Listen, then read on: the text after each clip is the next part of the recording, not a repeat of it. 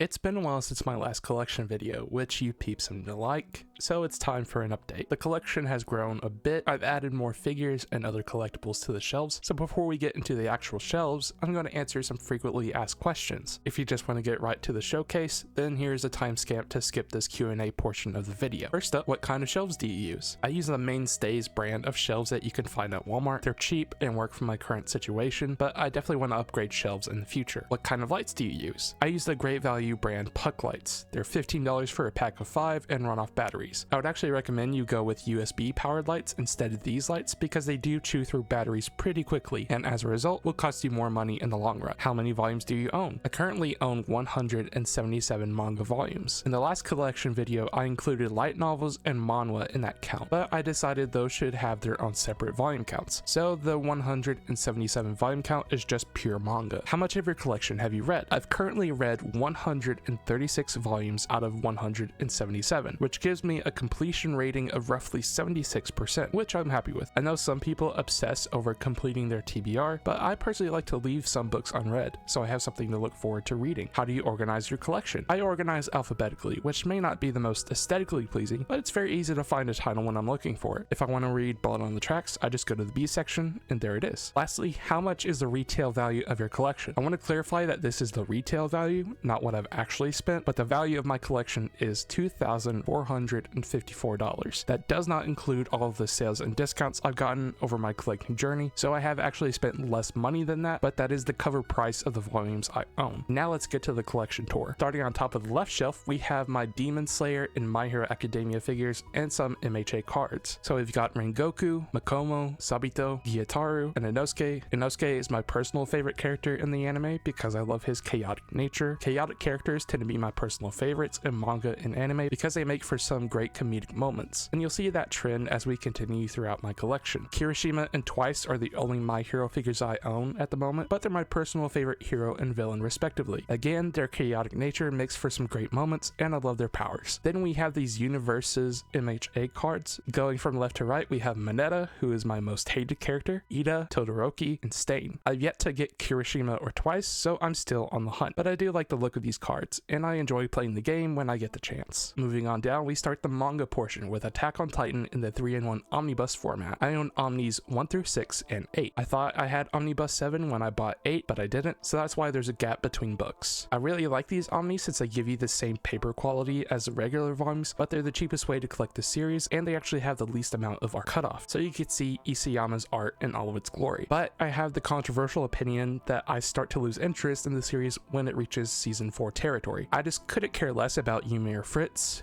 Gabby, the Rumbling, pretty much everything except for the beginning of the Marley arc, as I really liked Reiner's story in that portion of the series. Despite my opinions on the 4th quarter of the series, I still really enjoy it and will continue collecting it. Next we have Banana Fish Volume 1 by Akemi Yoshida. This was recommended to me by my friend Grace, who made the profile picture of my channel, and I enjoyed this first volume. It reminds me of Mafia 3 with all of its ties to the Mafia lifestyle and references to the war in Vietnam, but with fewer racist remarks. I do want to continue the series, and I definitely will collect more of it this year. The same thing could be said about Berserk by Kentaro Miura, of which I own the first paperback volume. I found this first volume to just be alright, not mind-blowing but not bad either. I normally give series the 3-volume rule to decide if it's something I want to continue collecting or drop altogether, but you peeps said it gets really good after the Golden Age arc, so I'm going to trust you and read up to that point in the manga. If you're wondering why I went with the paperback edition instead of the deluxe hardcovers, I have 2 reasons. 1, these shelves would crumble under the weight of those books, and 2, I like to read manga in bed before I actually go to sleep, and those hardcovers really require a desk or table to read them comfortably. The same thing can be said about Blade of the Immortal by Haruaki Samura, of which I own the first omnibus. I had a hard time getting into the first 2/3 of the omnibus, but once I got into the 3rd volume's content, I started to get invested in it. I could definitely see the series growing on me with the more I read of it, so I will continue collecting it for now. Then we have Bleach 3-in-1 omnibuses 1 through 6 and 8. These were a Christmas gift from my parents, and I've started reading the series for the first time, and I'm enjoying it. The beginning is my personal favorite out of the big 3 shonen series. series. I find the premise interesting, the artwork is great, and as the older brother of two sisters, I can relate to Ichigo's desire to protect them. It's been a great start so far, and I'm looking forward to continuing the series. Next we have Blue Lock volumes 1 through 8. This is the only sports series in my collection so far, and it's one that I enjoy quite a lot. I love the super competitive nature of the series, as it's a nice change of pace from the will win through the power of friendship scenarios that a lot of other sports series use. I'm not saying that I hate that kind of stuff in sports series, it's just nice to have a story where the characters are like, screw you, I'm going to win by myself. I also have a few Blue Lock figures. We have a mini Chigiri, a mini Bachara, and a larger Bachara. I have yet to find a figure of Kunigami that I like. He is my personal favorite character in the series, so if a company releases a figure of him that I like the look of, then you could bet I'll get it and put it next to my manga volumes. Then behind the figures we start the Blood on the Tracks section with volumes 1 through 3, and it continues on to the next layer with volumes 4 through 6. Shout out to my boy Simon Saburo who got me into the series, and to Shuzo Oshimi in general. Oshimi has become one of, if not my favorite mangakas because of their use of psychology in their works, and it really lives up to the thriller genre, as Blood on the Tracks has tension that you could cut with a butter knife. It's just that tense. It follows a middle schooler named Seiichi who is manipulated mentally by his mom. It's really dark and definitely not for the faint of heart, so avoid this if you get triggered by mental abuse and dead animals. But if that's something you can handle, then I say consider reading this at your own risk. Boys Abyss by Ryo Minami is another dark series that follows a 17-year-old boy who lives in a backwater town and makes a game over pact with a 20-year-old woman, and a lot of dark stuff ensues. I've actually dropped this series and I plan on getting rid of it in the near future. My reason is because of something that happened in the second volume, so spoiler warning if you care about that. You can skip to the timestamp on screen if you want to avoid spoilers. The thing that made me drop this series was how the main character's teacher took sexual advantage of him after he tried to exit the game of life. I'm not opposed to dark stories, as you've seen with Blood on the Track, and you'll see more series to come, but I just have a limit when it comes to that, and Boys Abyss crossed the limit, so I will be putting this in the sale pile. Moving on, we have volume 1 of Box of Light by Seiko Urasawa. It follows a convenience store in between life and death where people who experience a life-ending scenario visit the store to buy whatever they want. Then they either head back the way they came and go back to the land of the living, or cross a bridge and complete their journey to the afterlife. Super interesting concept with some nice artwork, especially on the cover. Do be warned that it deals with stuff like trying to commit game over and some other dark stuff, so if you're sensitive to stuff like that, then you may want to avoid this. But if this series sounds interesting to you, it's only 2 volumes, so it's not a major money and time commitment. Next we have Classroom of the Elite the manga, volumes 1 through 5 by Yu Yu Ichino, who is doing an adaptation of the light novel series that was written by Sayugo Kunigasa. I binged seasons 1 and 2 of the anime and enjoyed it quite a bit, so I decided to give the manga a try, and it's alright. I do enjoy it, but they do change the main character to make him more emotive instead of the stone-faced version that was in the anime. I've heard that anime is more like the light novels, so I will give those a try to see if it's something I'd like to read instead of the manga. Next we have volume 1 of Deadpool Samurai by Sanshiro Kasama and Hikaru Usugi. This book was honestly just meh. There's a lot better Western Deadpool comics that I prefer over this, but it's obvious I wasn't the targeted demographic for the book, so I'm going to trim the fat of my collection and add this to the sale pile. Next we have volumes 1, 2, and 21 of Dr. Stone, Riichiro Inagaki, and Boichi. Volume 21 was a gift from my youngest sister Rin, so that explains the leap in volumes, but I first watched the first 2 seasons of the anime with my youngest sister and really enjoyed it, so I decided to get the manga. I've read the first 2 volumes and haven't read any further, but if things go as planned, that should change sometime this year. Then we have volumes 1 through 4 of Farming Life in Another World, the manga by Yasuyuki Tsurugi, who is doing an adaptation based on the light novels that were written by Kenosuke Nato. I bought these during the last Right Stuff summer sale in a bundle, and I've read through the first 3 volumes and was a bit disappointed. I was trying to find a manga that would give me the same vibe as Stardew Valley because I love that game and have put way too many hours into it. And while the series does have farming and a sense of progression as you see the farm expand, the comedy aspect that the series tries to go for falls flat. It puts the main character into awkward situations, like him being in a hot tub with 9 elves and saying, hey, wouldn't it be funny if the elves forced him to procreate despite him wanting none of it? That would be so funny, right? And it repeats the same joke about a dozen times in just 3 volumes. It's like when someone tells an unfunny joke and no one laughs, so they try to force the joke again and again in hopes of getting a laugh, but it just keeps getting less funny each time they say it. Despite my better judgment, I'm going to give volume 4 a shot, and if it doesn't make my opinions do a complete 180, then the series will most likely be joining the sell pile. Moving on from that, we have volume 1 of Fist of the North Star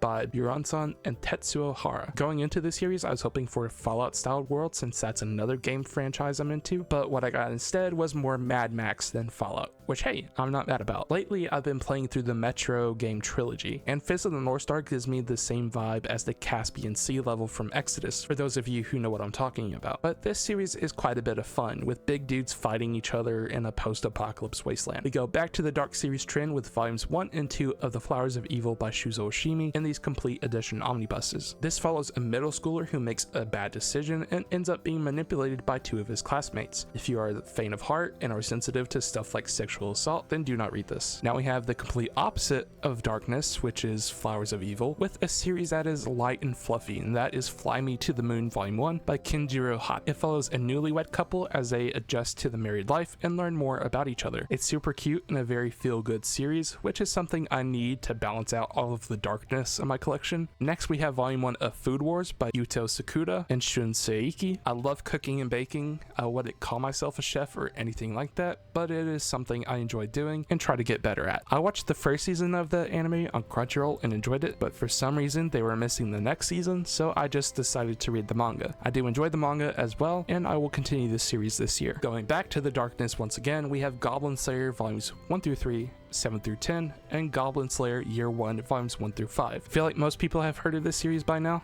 It's a D&D inspired fantasy series about a guy who kills goblins, which are seen as the cockroaches of the medieval creature world. No one in the hero guild wants to do the job since they think it's beneath them, but someone has to do the dirty work, and that person is Goblin Slayer. Don't read this if you're faint of heart and are sensitive to sexual assault, because there is some horrific stuff in this series. Then we have this Gabimaru figure right next to volumes 1 through 13 of Hell's Paradise by Yuji Kaku, which completes the series. I've talked about this series multiple times on my channel, so I suggest you watch those videos if you'd like to hear my more in-depth thoughts on the series, but I personally really enjoyed it, and it's in my top 10 favorite manga in my collection. Next we have I Wanna Eat Your Pancreas, the complete manga collection by Yuro Sumino and Irumi Kirihara. This is a bittersweet romance about a high school boy and his female classmate who has a terminal pancreatic disease, and it does something I haven't seen in any other manga, light novel, or anime, and that is you don't know the main character's name until the end of the book. Sumino does this so that you can put yourself in the main character's shoes for an almost first-person perspective, which is really cool and super well done. I feel like that technique got me more invested in the events the main character went through, as I could truly imagine myself going through their struggles. I really recommend this to anyone. Even if you aren't usually into romance, you'll most likely enjoy it, but I do encourage you to read this when you are in the mood for something sad, because if you're having a good day, then it might rain on your parade. Next we have volume 1 of JoJo's Bizarre Adventure Part 1. I don't think I need to elaborate on this series. It's JoJo's. You've at least heard of the series if you're into manga and anime. I'll continue collecting it, but the price hike by Viz makes me hesitant to buy volumes when they're not on sale. Then we get to one of the larger portions of the collection, and that is volumes 1 through 19 of Jujutsu Kaisen by Gigi Akutami. I have read all of these volumes, and I have absolutely loved this series so far, and I plan on getting up to date very soon. Next is volume 1 of Kaguya-sama Love is War by Aka Akasaka. I'm actually going to switch over to the anime because I've heard it's way better, and if I enjoy that, then I may continue the manga at a later date. Then I have volumes 1 through 4 of Kaiji by Nobuyuki Fukumoto. I'm halfway through the first volume. I actually took this with me to a log cabin last year and just read manga at a quiet cabin in the woods. Jason Voorhees was like, I can't kill this man of culture, and moved on to the next house. But I will read all 4 of these volumes sometime this year. I'm just not sure when. The last series on the shelf is volumes 1 through 5 of Kaiju number 8 by Noya Matsumoto. I feel like the hype in the manga collecting space has died for this series, at least from what I've seen, but I quite enjoy the series. It's like if One Punch Man had a baby with Attack on Titan. There were a lot of comedic moments with giant monsters punching the crap out of each other. How are you peeps holding up? We're only halfway through the collection, so let's move on to the next shelf. Starting at the top of the shelf, we have this sick Sukuna artwork that I got at Arkansas Comic-Con last year. Sukuna is my favorite antagonist in the series, so I'm super happy to have some artwork to represent him in the collection. Then we have a Nanami figure,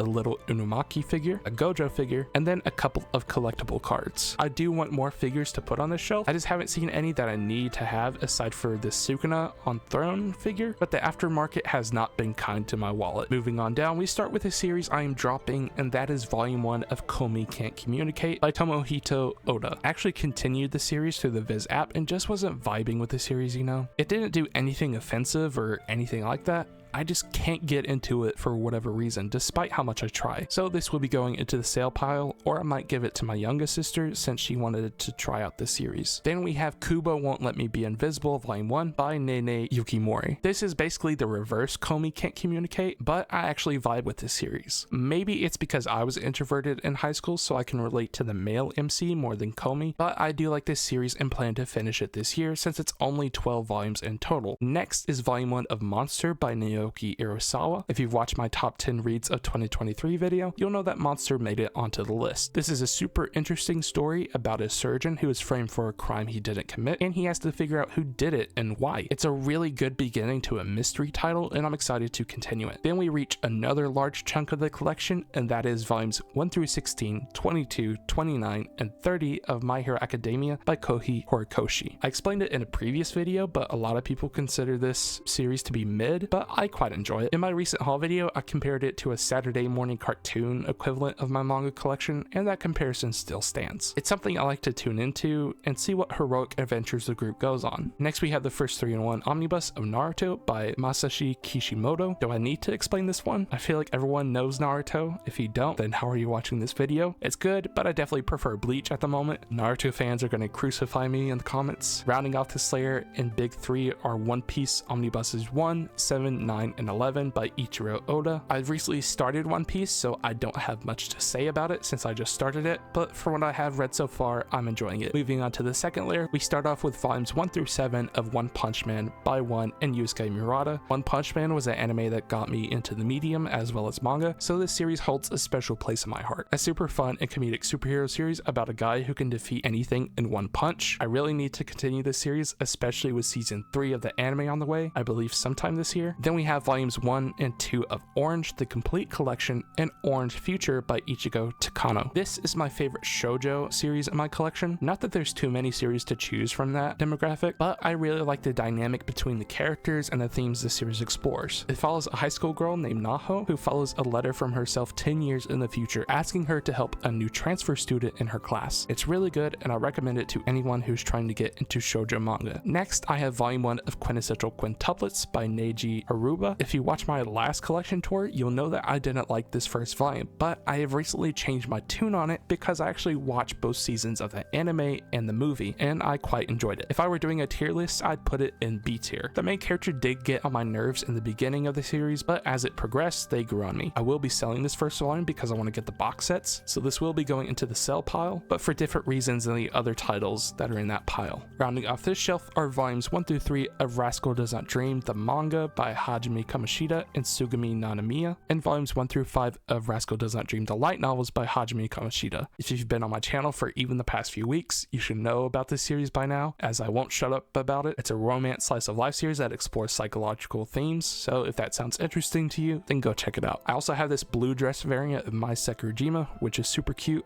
I wish there were figures of the other girls, as Mai and Shoko are the only characters who get figures. We've started getting more Cade figures because of the recent movie, but I would love to see some affordable Koga, Futaba, Nodoka, and Sakata figures. Do I think we'll get those figures anytime soon? Maybe. I know the college arc was announced to get an anime recently, so I won't completely write it off the table, but it depends on how generous figure companies are feeling. Moving on down, we start with this Naofumi and Raphtalia pop-up parade figures. I like Rising of the Shield Hero. It's the one isekai series that I'm following at the moment. I feel like everyone has at least one isekai they follow, whether that's ReZero, Overlord, or in my case Shield Hero. So yeah, I enjoyed the series despite some of the weird stuff in it, and I got these figures for some representation on my shelf. Then behind Naofumi are volumes 1 through 4 of Rent a Girlfriend by Reiji Miyajima. I'm still trying to sell the series, but with no luck. I even had the volumes listed for half off on eBay with no bites, and to be honest, I don't blame them because this series is bad. The main character is the main culprit, as he's a literal man-child who has dreams of other men sleeping with the girl he's dating. I'm not even joking. Another thing is that it just seems to have no end in sight, because for every step forward the main character takes, he takes 2 steps back and falls off a cliff. It's like the manga is trying to recreate the infinite money cheat code in Sims 2. It's just not good and I don't recommend it. Then I have volumes 1 through 4 of Rising of the Shield Hero, the manga by Aya Kiyu, who is doing an adaptation of the light novels that were written by Eniko Usagi. The reason I'm going with the manga instead of the light novels is that I heard through the grapevine that the ending of the novel series was rushed because the author simply wanted to be done with the series, and the mangaka is going to try to give a more satisfying ending. ending. I'm not sure how that's going to go, but I'm here on the journey, so I'll see how it goes. Next is A Silent Voice, the box set by Yoshitoki Oima. It's a really good slice of life series about a girl who has a hearing disability and her bully from middle school who tries to make amends in their high school years. I think it handles tough topics like disability really well, and I recommend it to just about anyone. Next is Solanin by Inio Asano, and if you watch my favorite manga reads of 2023 video, you'll know that it made it into the number 2 spot, and that's because it's a wonderful story about a 20-something-year-old woman who quits an unsatisfying job to find her place in life and what she wants to do. The series deals with things like loss, and is one of the few series where if I'm listening to music, it gives a whole different experience as music has a major focus in the story. I recommend this to anyone who is going to college, a young adult, or even some older adults, as it might remind them of a time when they felt lost. Then we get to one of the 2 manhwa in my collection, and that is Solo Leveling by Dubu. It's honestly been over a year since I've read this, and I remember enjoying it, but I can't give you all of the details. I definitely need to reread this, especially with the anime coming out soon. Next we have Spy Family, volumes 1 and 3 through 5 by Tatsuya Endo. Spy Family is in a similar camp to My Hero Academia, where it's like a Saturday morning cartoon that I like to tune into and see what shenanigans they get up to. It's a super wholesome series that is a lot of fun. The last manhwa in my collection is Tower of God by SIU. I haven't read this yet, so I can't really say anything about it. Then ending off the shelf is volume 1 of Vagabond by Takahiko Inoue. I don't need to say anything about this series. It's considered to be one of the seinen giants for a reason. I wish it was more readily available since the VizBig editions go out of stock very often, but aside from that, I'm having fun reading and collecting the series. We move on down to the final layer, and we've reached my favorite manga of all time, and that is Vinland Saga by Makoto Yukimura. It's hard to state just how epic the series is. The character writing is on a whole other level, and I truly think it's a testament to their skill as a writer, how they could keep people's attention through the farmland art with the anime last year. I thought a lot of fans of the first season would drop off since it's completely different from the prologue art, and yet even more people got into the series during the second season. I have a whole video talking about the themes and characters of Vinland Saga, so I'm going to stop rambling about it and say if there's one series in this entire collection that you check out, let it be this one. The last 2 things on the shelf are the Promised Neverland art book and 2 Blu-rays of the Rascal Does Not Dream series, and that is the end of my collection. That was a lot, and I was going to talk about my goals for my collection this year, but I feel like this video has gone on long enough, so I will save that topic for another day. I want to thank you so much for watching, and I'll see you in my next video. Goodbye.